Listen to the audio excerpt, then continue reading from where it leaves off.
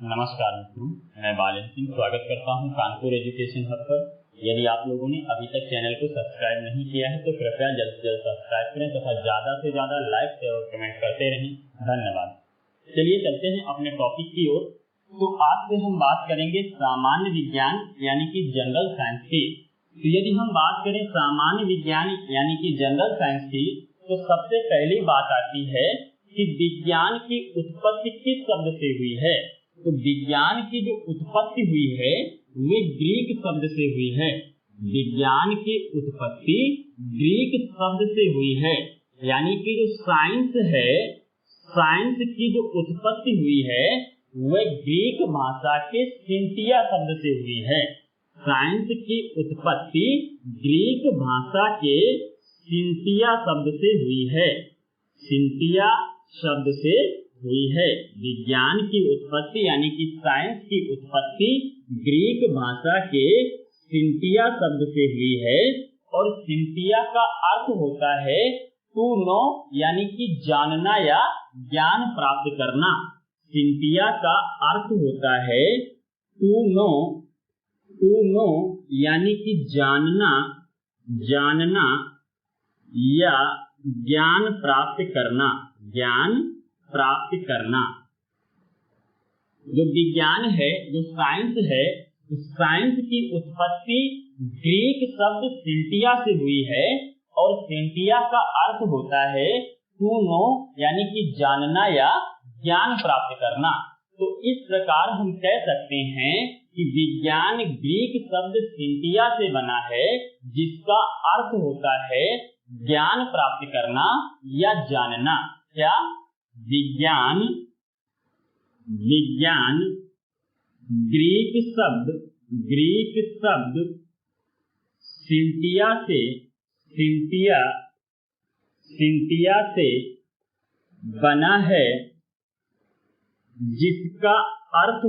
से बना है, जिसका अर्थ होता है ज्ञान प्राप्त करना, ज्ञान प्राप्त करना या जानना, या जानना। क्या विज्ञान ग्रीक शब्द सिंटिया से बना है, जिसका अर्थ होता है ज्ञान प्राप्त करना या जानना। वास्तव में विज्ञान विषय के अंतर्गत प्राकृतिक रहस्यों को जाना जाता है। वास्तव में विज्ञान विषय के अंतर्गत प्राकृतिक रहस्यों को जाना जाता है या उसके विषय में ज्ञान प्राप्त किया जाता है। और ये जो ज्ञान प्राप्त किया जाता है वह क्रमबद्ध तरीके से प्राप्त किया जाता है। तो हम कह सकते हैं कि वास्तव में विज्ञान विषय के अंतर्गत प्राकृतिक रहस्यों को जाना जाता है या उसके विषय में ज्ञान प्राप्त किया जाता है। और ये ज्ञान हमेशा क्रमबद्ध होता है। क्या वास्तव में विज्ञान विषय के अंतर्गत, विज्ञान विषय के अंतर्गत प्राकृतिक रहस्यों को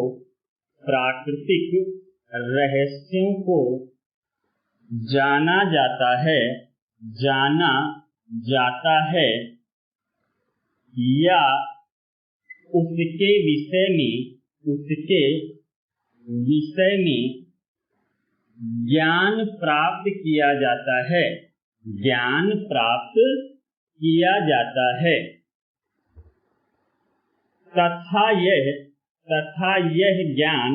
तथा यह ज्ञान हमेशा क्रमबद्ध होता है, हमेशा क्रमबद्ध होता है। तथा यह ज्ञान हमेशा क्रमबद्ध होता है, यानी कि जो ज्ञान प्राप्त किया जाता है वह क्रमबद्ध तरीके से प्राप्त किया जाता है। क्या विज्ञान ग्रीक शब्द सिंटिया से बना है, जिसका अर्थ होता है ज्ञान प्राप्त करना या जानना। वास्तव में विज्ञान विषय के अंतर्गत प्राकृतिक रहस्यों को जाना जाता है या उसके विषय में ज्ञान प्राप्त किया जाता है। और यह ज्ञान हमेशा क्रमबद्ध होता है। प्राकृतिक रहस्य कौन कौन से होंगे? तो प्राकृतिक रहस्य जैसे कि जीव का श्वसन करना, पोषण, उत्सर्जन, प्रजनन एवं सूर्य का उगते एवं डूबते समय लाल दिखाई देना, तारों का टिमटिमाना, ब्रह्मांड की उत्पत्ति, जीव की उत्पत्ति, ज्वार भाटा, वर्षा का होना, गर्मी एवं ठंडक का होना इत्यादि प्राकृतिक रहस्यों का अध्ययन हम विज्ञान विषय के अंतर्गत करते हैं। क्या? प्राकृतिक रहस्य, प्राकृतिक रहस्य, प्राकृतिक रहस्य, प्राकृतिक रहस्य जैसे जीव का श्वसन, पोषण, उत्सर्जन, प्रजनन, जैसे जीव का श्वसन, पोषण, उत्सर्जन, जीव का श्वसन, पोषण, उत्सर्जन, प्रजनन, जैसे कि जीव का श्वसन, जीव का पोषण, जीव का उत्सर्जन, जीव का प्रजनन एवं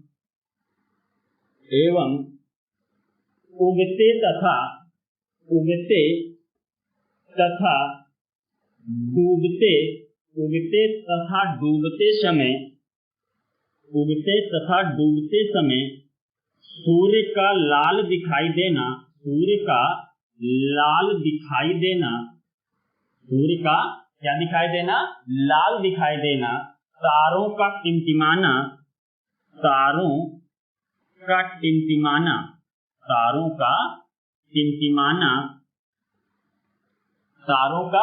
टिमटिमाना, और क्या हो जाएगा?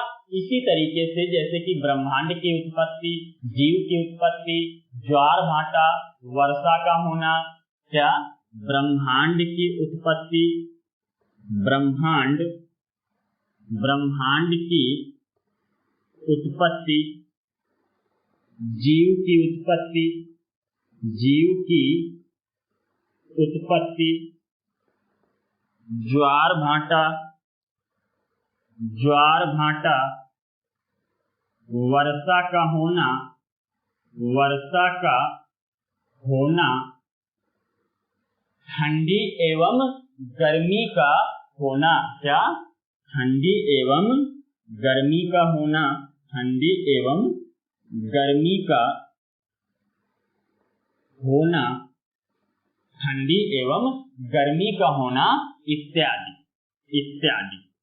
इत्यादि का जो अध्ययन करते हैं हम विज्ञान विषय के अंतर्गत करते हैं। प्राकृतिक रहस्य जैसे जीव का श्वसन, पोषण, उत्सर्जन, प्रजनन एवं उगते तथा डूबते सूर्य का लाल दिखाई देना, तारों का टिमटिमाना, ब्रह्मांड की उत्पत्ति, जीव की उत्पत्ति, ज्वार भाटा का आना, वर्षा का होना, ठंडी एवं गर्मी का होना आदि का अध्ययन हम विज्ञान विषय के अंतर्गत करते हैं। अब बात करते हैं आगे। अब बात करें आगे तो प्रारंभ में विज्ञान का विषय वस्तु सजीव एवं निर्जीव वस्तु में रही। इसी वजह से क्या हुआ, प्रारंभिक अवस्था में विज्ञान को सिर्फ दो भागों में बांटा गया था और जैसे जैसे मनुष्य का ज्ञान बढ़ता गया तो विज्ञान की नई नई शाखाओं का विकास होता गया। प्रारंभिक शाखा कौन कौन सी थी? तो प्रारंभिक शाखा आपकी प्राकृतिक विज्ञान और भौतिकीय विज्ञान थी। क्या? प्रारंभ में विज्ञान का विषय वस्तु सजीव एवं निर्जीव वस्तु में रही, इसीलिए प्रारंभिक अवस्था में विज्ञान को दो भागों में बांटा गया था। क्या? प्रारंभ में विज्ञान का विषय वस्तु सजीव एवं निर्जीव वस्तु में रही,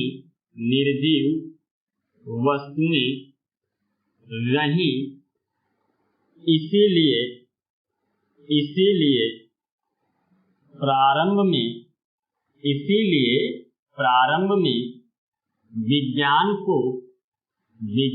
को दो भागों में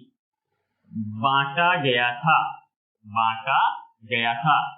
प्रारंभ में विज्ञान का विषय वस्तु सजीव एवं निर्जीव वस्तुएं रही, इसीलिए प्रारंभ में विज्ञान को दो भागों में बांटा गया था। और जैसे जैसे मनुष्य का विकास होता गया, जैसे जैसे मनुष्य का ज्ञान बढ़ता गया, क्या हुआ, नई नई शाखाओं का विकास होता गया। जैसे जैसे मनुष्य का ज्ञान बढ़ता गया तो नई नई शाखाओं का विकास होता गया। क्या, जैसे जैसे जैसे जैसे मनुष्य का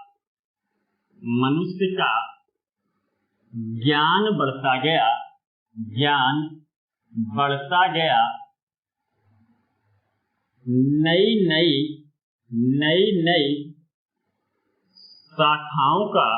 नई नई शाखाओं का विकास होता गया, विकास होता गया।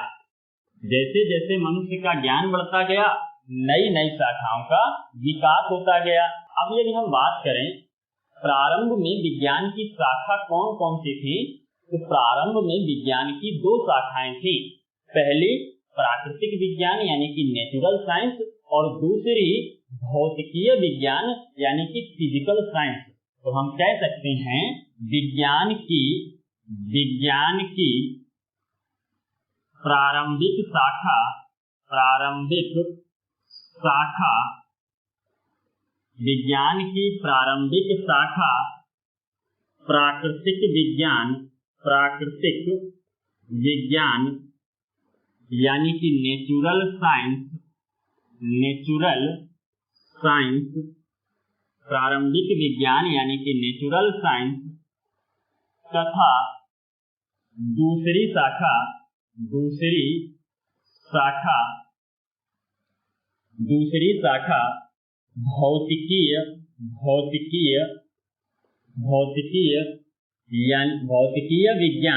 भौतिकीय विज्ञान यानी कि फिजिकल साइंस थी। प्रारंभ में विज्ञान की जो शाखाएं थी वे दो शाखाएं थी। पहली प्राकृतिक विज्ञान यानी कि नेचुरल साइंस, और दूसरी भौतिकीय विज्ञान यानी कि फिजिकल साइंस। क्या, दो शाखाएं थी। कौन कौन सी शाखाएं थी? साइंस की दो शाखाएं थी। कौन कौन सी दो शाखाएं थी? तो पहली प्राकृतिक विज्ञान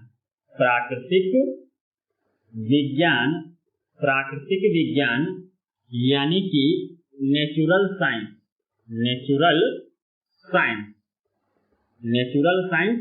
और दूसरी भौतिकीय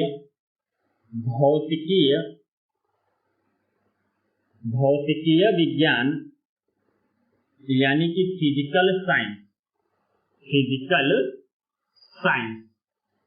फिजिकल साइंस। प्रारंभ में विज्ञान की दो शाखाएं थी, प्राकृतिक विज्ञान यानी कि नेचुरल साइंस, दूसरा भौतिकीय विज्ञान यानी कि फिजिकल साइंस। इसके बाद क्या होता है, जैसे जैसे मनुष्य का विकास हुआ तो प्राकृतिक विज्ञान को दो भागों में या दो शाखाओं में डिवाइड कर दिया गया। जैसे जैसे मनुष्य का विकास हुआ, प्राकृतिक विज्ञान को दो शाखाओं में बांट दिया गया। पहला जूलॉजी यानी कि जंतु विज्ञान, और दूसरा बॉटनी यानी कि वनस्पति विज्ञान। और इन दोनों को संयुक्त रूप से बायोलॉजी कहते हैं। बायोलॉजी यानी कि जीव विज्ञान कहते हैं। इन दोनों को संयुक्त रूप से बायोलॉजी यानी कि जीव विज्ञान कहते हैं।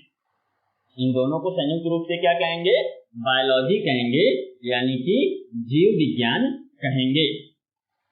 अब बात करते हैं आगे। तो क्या है, जो भौतिकीय विज्ञान है, भौतिकीय विज्ञान को भी दो भागों में डिवाइड कर दिया गया, दो शाखाओं में बांट दिया गया। पहला भौतिक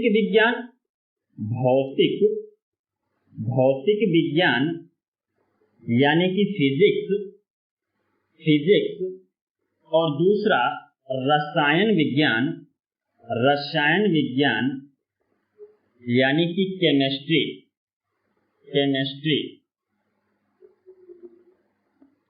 जो भौतिकीय विज्ञान है, भौतिकीय विज्ञान को भी दो शाखाओं में बांट दिया गया। पहला भौतिक विज्ञान यानी कि फिजिक्स, और दूसरा रसायन विज्ञान यानी कि केमिस्ट्री। अब बात करें आगे तो विज्ञान को एक विषय वस्तु के रूप में स्थापित करने का श्रेय अरस्तु को है। इसीलिए क्या है, अरस्तु को विज्ञान का पितामह या विज्ञान का जनक कहा जाता है। विज्ञान को एक विषय वस्तु के रूप में स्थापित करने का श्रेय अरस्तु को जाता है।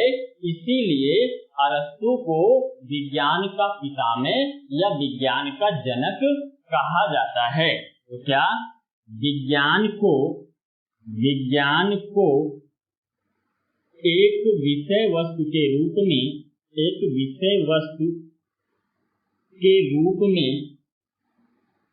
स्थापित करने का श्रेय अरस्तु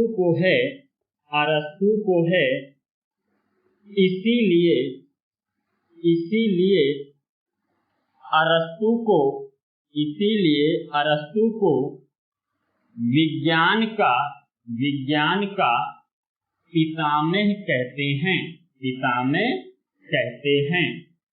क्या विज्ञान को एक विषय वस्तु के रूप में स्थापित करने का श्रेय अरस्तु को है। इसीलिए अरस्तु को विज्ञान का पितामह कहते हैं। अब यदि हम बात करें आगे तो अरस्तु को विज्ञान के साथ साथ जीव विज्ञान यानी कि बायोलॉजी तथा जंतु विज्ञान यानी कि जूलॉजी का भी पितामह कहा जाता है। क्या अरस्तु को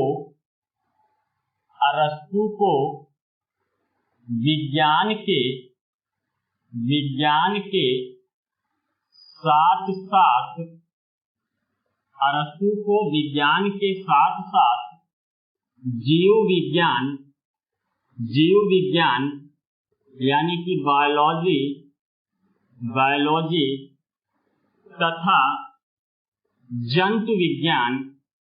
तथा जंतु विज्ञान यानी कि जूलॉजी का भी पितामह कहा जाता है। क्या अरस्तु को विज्ञान के साथ साथ जीव विज्ञान यानी कि बायोलॉजी तथा जंतु विज्ञान यानी कि जूलॉजी का भी पितामह कहा जाता है। अरस्तु ने सर्वप्रथम अपनी पुस्तक हिस्टोरिका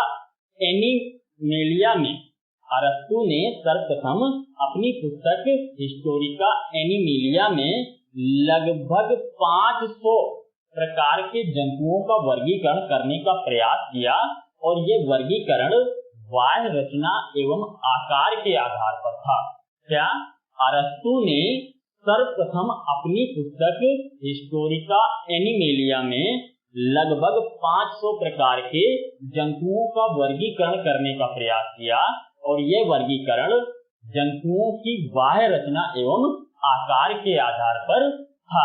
क्या अरस्तु ने अपनी पुस्तक हिस्टोरिका एनिमेलिया में लगभग 500 प्रकार के जंतुओं का वर्गीकरण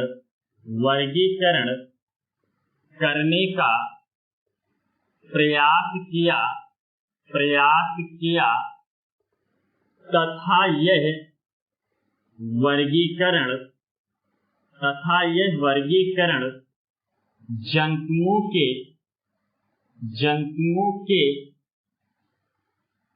तथा यह वर्गीकरण जंतुओं के बाह्य रचना एवं आकार के आधार पर था। तथा यह वर्गीकरण जंतुओं के बाह्य रचना बाह्य रचना एवं आकार के आधार पर था।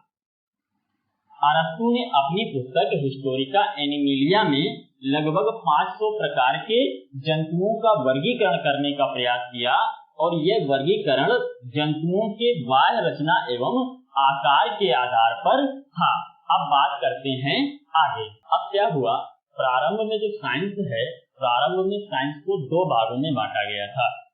प्रारंभ में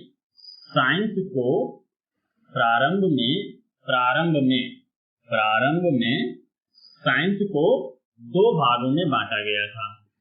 कौन कौन से दो भागों में बांटा गया था? तो पहला प्राकृतिक विज्ञान यानी कि नेचुरल साइंस,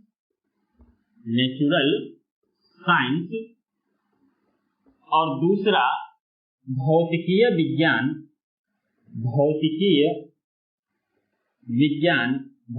विज्ञान यानी कि फिजिकल साइंस। प्रारंभ में साइंस को, विज्ञान को दो भागों में बांटा गया। पहला प्राकृतिक विज्ञान यानी कि नेचुरल साइंस, दूसरा भौतिकीय विज्ञान यानी कि फिजिकल साइंस। उसके बाद क्या हुआ, जैसे जैसे मनुष्य का विकास हुआ तो प्राकृतिक विज्ञान को पुनः दो भागों में बांट दिया गया। प्राकृतिक विज्ञान को पुनः दो भागों में बांट दिया गया। एक भाग बॉटनी कहलाया यानी कि वनस्पति विज्ञान कहलाया। एक भाग बॉटनी यानी कि वनस्पति विज्ञान कहलाया और दूसरा भाग जूलॉजी यानी कि जंतु विज्ञान कहलाया। और बॉटनी तथा जूलॉजी को संयुक्त रूप से बायोलॉजी कहा गया। बॉटनी और जूलॉजी को संयुक्त रूप से बायोलॉजी कहा गया। अब क्या हुआ, जिस प्रकार प्राकृतिक विज्ञान को दो भागों में बांटा गया, उसी तरीके से भौतिकीय विज्ञान यानी कि फिजिकल साइंस को भी दो भागों में बांट दिया गया। भौतिकीय विज्ञान यानी कि फिजिकल साइंस को भी दो भागों में बांटा गया। एक भाग इसका कहलाया फिजिक्स यानी कि भौतिक विज्ञान, एक भाग इसका फिजिक्स यानी कि भौतिक विज्ञान कहलाया। फिजिक्स यानी कि भौतिक विज्ञान कहलाया। और इसका दूसरा भाग केमिस्ट्री यानी कि रसायन विज्ञान कहलाया। क्या हुआ, प्रारंभ में साइंस को दो भागों में बांटा गया। पहला प्राकृतिक विज्ञान यानी कि नेचुरल साइंस, दूसरा भौतिकीय विज्ञान यानी कि फिजिकल साइंस। इसके बाद जैसे जैसे मनुष्य का विकास हुआ, विकास के साथ साथ मनुष्य ने कई चीजें डेवलप की, तो क्या होता है, प्राकृतिक विज्ञान को पुनः दो भागों में बांट दिया जाता है। पहला बॉटनी यानी कि वनस्पति विज्ञान और दूसरा जूलॉजी यानी कि जंतु विज्ञान। और इन दोनों को संयुक्त रूप से बायोलॉजी कहा गया यानी कि जीव विज्ञान कहा गया। भौतिकीय विज्ञान को भी दो भागों में बांट दिया जाता है।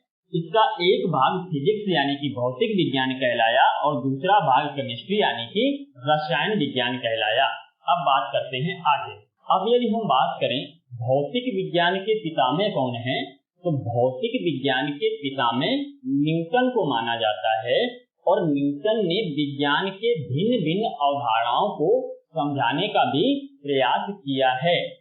तो यदि हम बात करते हैं भौतिक विज्ञान के पितामह कौन हैं, तो भौतिक विज्ञान के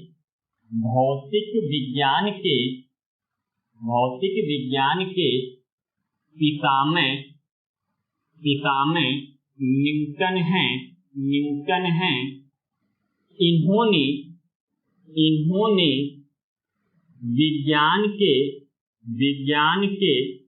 भिन्न भिन्न अवधारणाओं को इन्होंने विज्ञान के भिन्न भिन्न अवधारणाओं को समझाने का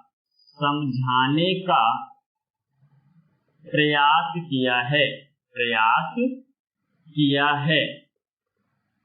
भौतिक विज्ञान के पिता में न्यूटन हैं और इन्होंने विज्ञान के भिन्न भिन्न अवधारणाओं को समझाने का भी प्रयास किया है। और न्यूटन की जो प्रमुख पुस्तक है वह प्रिंसिपिया है। न्यूटन की प्रमुख पुस्तक प्रिंसिपिया है। क्या? न्यूटन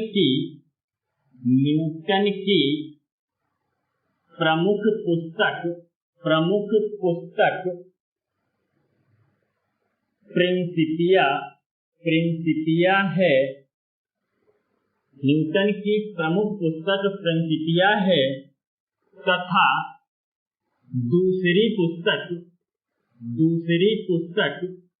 न्यूटन की प्रमुख पुस्तक प्रिंसिपिया है तथा दूसरी पुस्तक ऑप्टिक्स है। दूसरी पुस्तक कौन सी है? तो दूसरी पुस्तक ऑप्टिक्स है।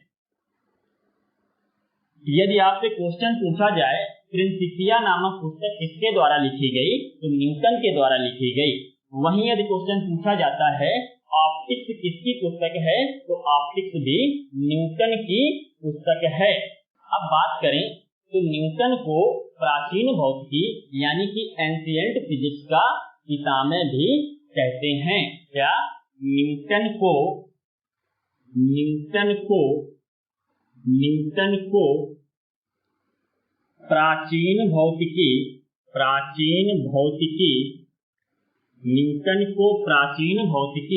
यानी कि एंशिएंट फिजिक्स का पितामह कहते हैं।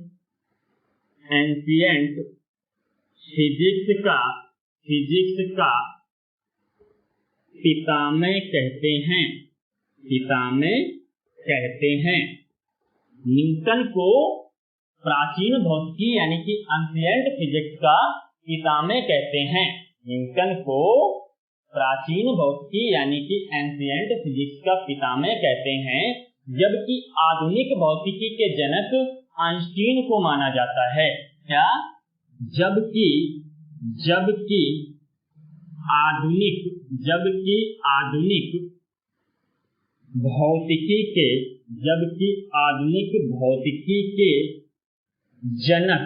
जबकि आधुनिक भौतिकी के जनक आइंस्टीन को माना जाता है। क्या?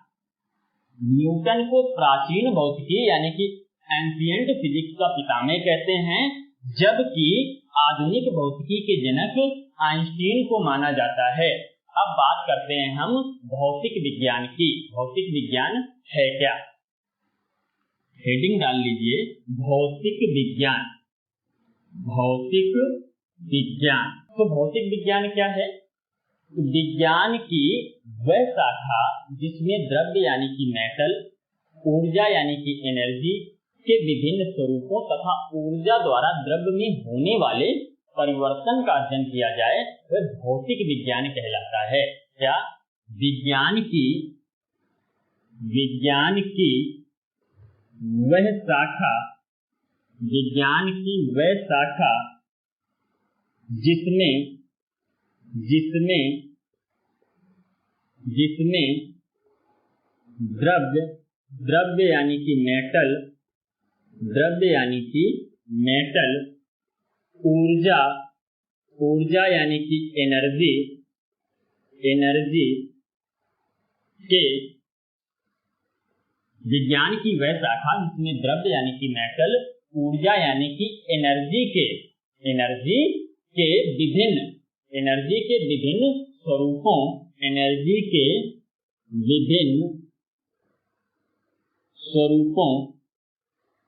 एनर्जी के विभिन्न स्वरूपों तथा ऊर्जा द्वारा द्रव्य में होने वाले परिवर्तन का अध्ययन किया जाता है भौतिक विज्ञान कहलाता है। भौतिक विज्ञान कहलाता है। क्या? विज्ञान की वह शाखा जिसमें कि द्रव्य यानी कि मेटल, ऊर्जा यानी कि एनर्जी के विभिन्न स्वरूपों तथा ऊर्जा द्वारा द्रव्य में होने वाले परिवर्तन का अध्ययन किया जाता है, भौतिक विज्ञान कहलाता है। और जो भौतिक विज्ञान है वह विज्ञान की सबसे बड़ी शाखा है। भौतिक विज्ञान विज्ञान की सबसे बड़ी शाखा है क्योंकि इसके विषय क्षेत्र में पूरा ब्रह्मांड शामिल होता है। क्या? विज्ञान की सबसे बड़ी शाखा भौतिक विज्ञान है। भौतिक विज्ञान है। विज्ञान की सबसे बड़ी शाखा भौतिक विज्ञान है क्योंकि इसके विषय क्षेत्र में पूरा ब्रह्मांड शामिल होता है। पूरा ब्रह्मांड शामिल होता है। क्या? विज्ञान की सबसे बड़ी शाखा भौतिक विज्ञान है क्योंकि इसके विषय क्षेत्र में पूरा ब्रह्मांड शामिल होता है। और ब्रह्मांड का जो निर्माण है, ब्रह्मांड के निर्माण में द्रव्य और ऊर्जा भाग लेते हैं। ब्रह्मांड के निर्माण में कौन भाग लेगा? तो ब्रह्मांड के निर्माण में द्रव्य और ऊर्जा भाग लेते हैं। क्या? ब्रह्मांड के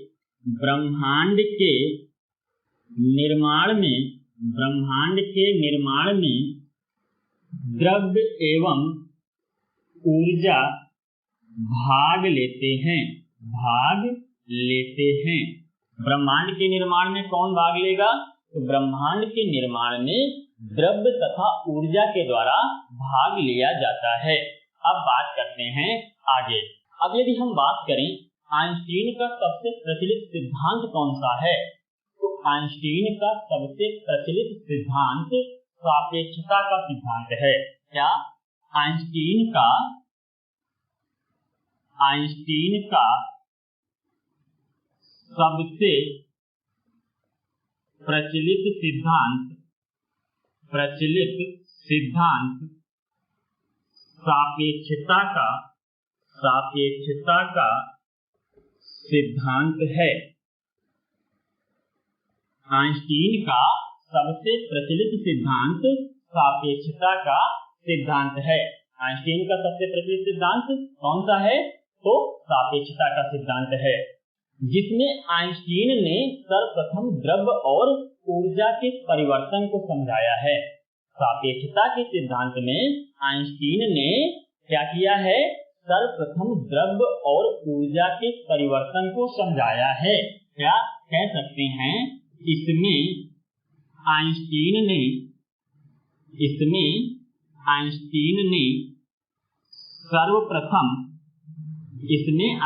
ने सर्वप्रथम क्या किया है? सर्वप्रथम द्रव्य और ऊर्जा के परिवर्तन को समझाया है।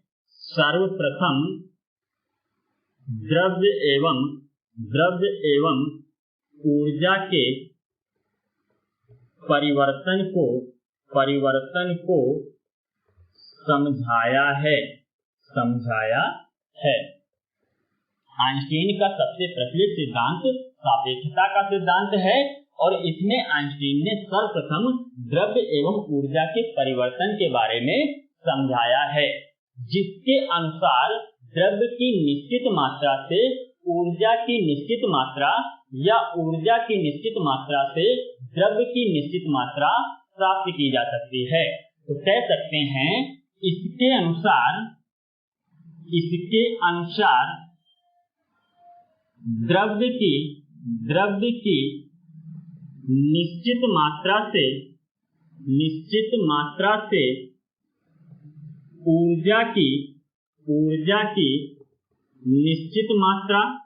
ऊर्जा की निश्चित मात्रा या ऊर्जा की निश्चित मात्रा से या ऊर्जा की निश्चित मात्रा से द्रव्य की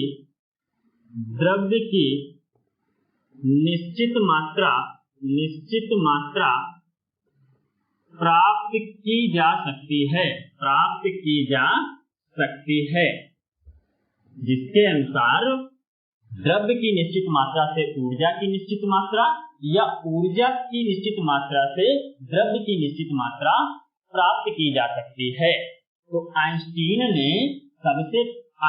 का सबसे प्रचलित सिद्धांत सापेक्षता का सिद्धांत है, जिसमें आइंस्टीन ने सर्वप्रथम द्रव्य एवं ऊर्जा के परिवर्तन को समझाया है और इसके अनुसार द्रव्य की निश्चित मात्रा से ऊर्जा की निश्चित मात्रा या ऊर्जा की निश्चित मात्रा से द्रव्य की निश्चित मात्रा प्राप्त की जा सकती है। इसी सिद्धांत के आधार पर परमाणुीय ऊर्जा का उत्पादन संभव हुआ है, जो विखंडन द्वारा ऊर्जा प्राप्त करके उसका नियंत्रित रूप वैद्युत ऊर्जा के रूप में प्राप्त करता है। इसी सिद्धांत से ही क्या हुआ है, इसी सिद्धांत के आधार पर ही परमाणुीय ऊर्जा का उत्पादन संभव हुआ है। क्या इसी सिद्धांत के अनुसार ही परमाणुीय ऊर्जा का उत्पादन संभव हुआ है। क्या इसी सिद्धांत के अनुसार ही परमाणुीय ऊर्जा का उत्पादन संभव हुआ है, जो विखंडन द्वारा ऊर्जा प्राप्त करके उसका नियंत्रित रूप वैद्युत ऊर्जा के रूप में प्रयोग करता है या प्राप्त करता है। इसी सिद्धांत के आधार पर ही परमाणुीय ऊर्जा का उत्पादन हुआ है, जो विखंडन के द्वारा ऊर्जा को प्राप्त करके उसका नियंत्रित रूप वैद्युत ऊर्जा के रूप में प्राप्त करता है। क्या इसी सिद्धांत के आधार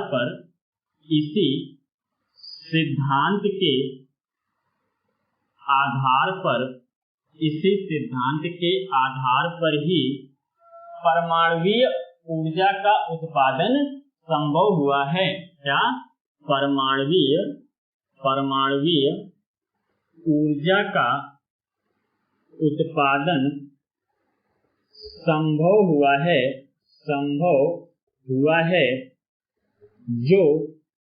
संभव हुआ है इसी सिद्धांत के आधार पर परमाणुीय ऊर्जा का उत्पादन संभव हुआ है, जो क्या है, विखंडन के द्वारा ऊर्जा को प्राप्त करता है, जो विखंडन के द्वारा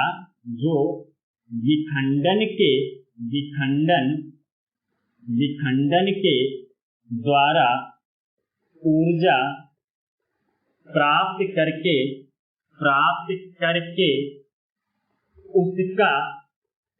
उसका नियंत्रित रूप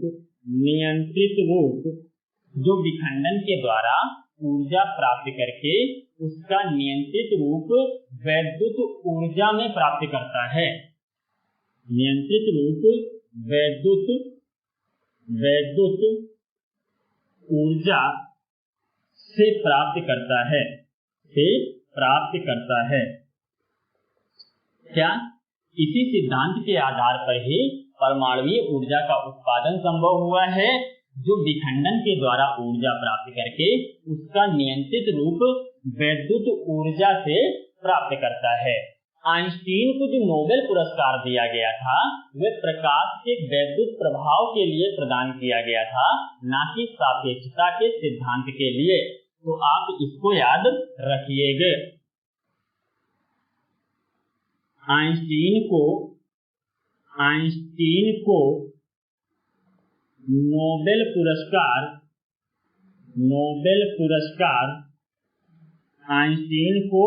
पुरस्कार किस लिए प्रदान किया गया? तो प्रकाश वैद्युत प्रभाव के लिए। आइंस्टीन को नोबेल पुरस्कार प्रकाश वैद्युत प्रभाव के लिए प्रदान किया गया था। प्रदान किया गया था, ना कि सापेक्षता के सिद्धांत के लिए।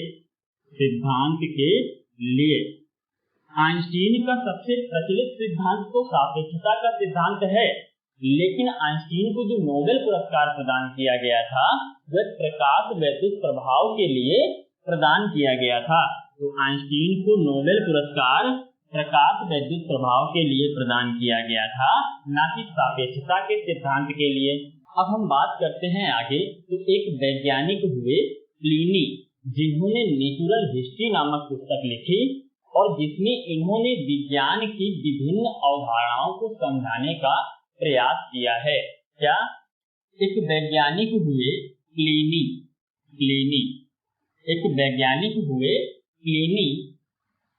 प्लिनी, एक वैज्ञानिक हुए प्लिनी, और इनकी जो पुस्तक है, इनकी पुस्तक का नाम है नेचुरल हिस्ट्री। क्या? Natural history, natural history.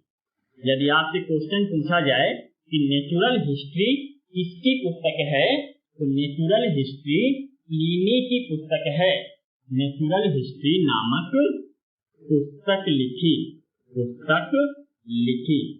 Pliny के द्वारा नेचुरल हिस्ट्री नामक पुस्तक लिखी गई और इसमें इन्होंने विज्ञान की विभिन्न अवधारणाओं को समझाने का प्रयास भी किया है। इसमें इन्होंने विज्ञान की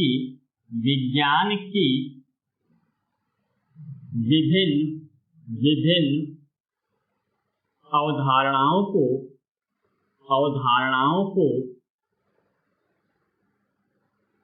समझाने का प्रयास किया। तो आप इतना याद रखिएगा कि प्लिनी के द्वारा कौन सी पुस्तक लिखी गई थी, तो प्लिनी के द्वारा नेचुरल हिस्ट्री नामक पुस्तक लिखी गई। अब क्या होता है, 13वीं सदी में अल्बर्ट मैग्नस नामक एक वैज्ञानिक होते हैं और इनके द्वारा एक पुस्तक लिखी जाती है जिसका नाम होता है ऑन एनिमल। और ये जो ऑन एनिमल पुस्तक है, इसे जीव विज्ञान का पुनर्जागरण कहा जाता है। क्या? एक वैज्ञानिक हुए 13वीं सदी में एक वैज्ञानिक हुए जिनका नाम था अल्बर्ट मैग्नस। क्या? 13वीं सदी में अल्बर्ट मैग्नस, और अल्बर्ट मैग्नस ने एक पुस्तक लिखी और पुस्तक का नाम क्या था, तो पुस्तक का नाम था ऑन एनिमल। और ऑन एनिमल पुस्तक को जीव विज्ञान का पुनर्जागरण कहते हैं। इसे क्या कहते हैं? जीव विज्ञान का पुनर्जागरण।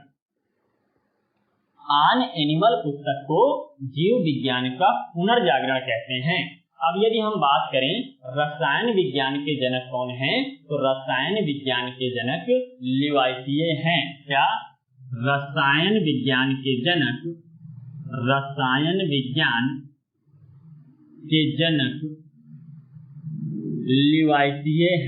लिवाइसिए हैं। यदि आपसे क्वेश्चन पूछा जाए रसायन विज्ञान के जनक कौन हैं, तो रसायन विज्ञान के जनक लिवाइसिए हैं। तो चलिए आज की क्लास हम लोग यहीं पर समाप्त करते हैं, फिर मिलेंगे अगली क्लास में। तब तक के लिए नमस्कार, धन्यवाद, बाय बाय।